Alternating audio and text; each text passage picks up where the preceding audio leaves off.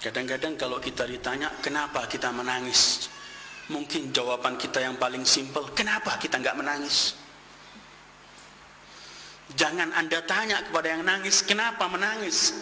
Anda tanya kepada yang nggak nangis, kenapa tidak menangis? Bukankah ini dibacakan sejarah cucu Rasulullah? Bukankah ini dibacakan sejarah putra Zahra? Dan subhanallah, tangisan, rasa sedih, itu perjalanan seluruh nabi. Segala di alam wujud ini satu sama lain punya hubungan, tidak pernah lepas. Anda melihat perputaran bumi, Anda lihat geraknya matahari dari timur ke barat, bulan, semua itu ada kaitannya dengan pasang surutnya laut, dengan tumbuh-tumbuhan, dengan berbanyak hal. Satu sama lain mempunyai hubungan. Dan Allah telah menentukan bahwa Islam antara akidahnya dengan rasa sedih, dengan tangisan tidak pernah berpisah. Bahkan tidak pernah ada akidah bisa langgeng di bumi Allah tanpa dibarengi dengan rasa sedih, dengan rasa tangisan. Karena ini yang menjaga akidah.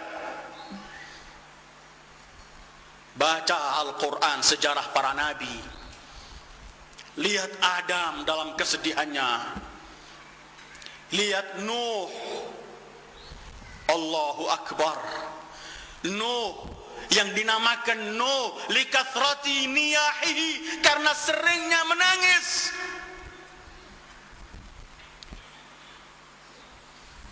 Perjalanan akidah harus dibarengi. Ibrahim, Allahu Akbar. Sejarah Ibrahim semua dipenuhi oleh duka, dipenuhi oleh tangisan. Semenjak awal Ibrahim dalam hidupnya telah menemukan sesuatu yang menyebabkan duka, tangisan. Dengarkan Al-Quran menceritakan Ibrahim, atau baca Anda dalam Al-Quran. Baca surat Safat, surat Ibrahim, surat Anbiya, dan surat-surat yang menjelaskan cerita para nabi. Dakwah Ibrahim tidak pernah sunyi, pasti dibarengi dengan tangisan dan rintihan dan rasa sedih. Mulai pertama dakwah harus berdakwah kepada pamannya yang memahat patung. Mulai harus diusir. Lama menantikan anak, bertahun-tahun menantikan anak, berdoa kepada Allah. Setelah memperoleh anak tersebut, baru senang menerima anak itu. Datang perintah Allah, tinggalkan kota ini dan bawa anakmu. Bawa kemana? Bawa ke satu tempat, yang di tempat itu semuanya adalah gersang dan tidak ada sesuatu.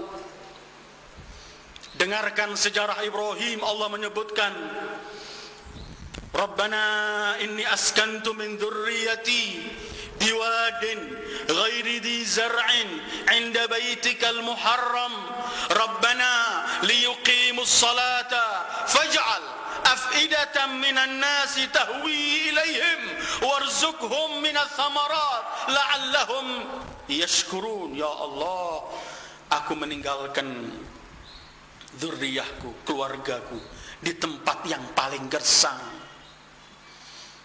Lihat Ismail ditinggal tanpa ada air. Biwadin ghairi dhi zar'in, di mana? Inda baitikal muharram. Maka ya Allah, jadikan semua hati manusia pergi ke tempat itu.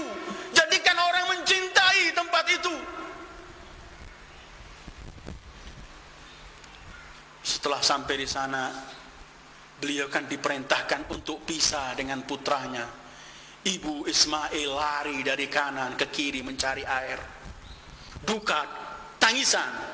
Tapi karena ini agama tegak. Tanpa ada tangisan, tidak. Setelah ditinggalkan jauh di tempat yang gersang itu, setelah beliau lama bertahun-tahun kembali harus berjumpa dengan anaknya, ingin melampiaskan rasa rindunya dengan putranya, baru ketemu dan senang.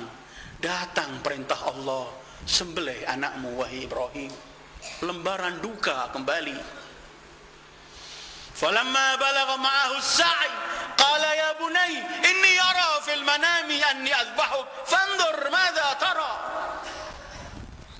Bertahun-tahun diminta, setelah diberi disuruh pisah, setelah nampak besar mau melampiaskan rasa cintanya, kegembiraannya, perintah Allah, sembelih dan dengan tanganmu wahai Ibrahim.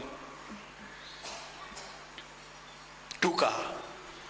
Dan kalau enggak ada duka, dan sampai hari ini setiap muslim muslimah ketika melaksanakan manasikul haji, yang dilaksanakan manasikul haji itu adalah rentetan duka, tangisan yang pernah terjadi kepada Ibrahim, bapak para nabi, pahlawan tauhid.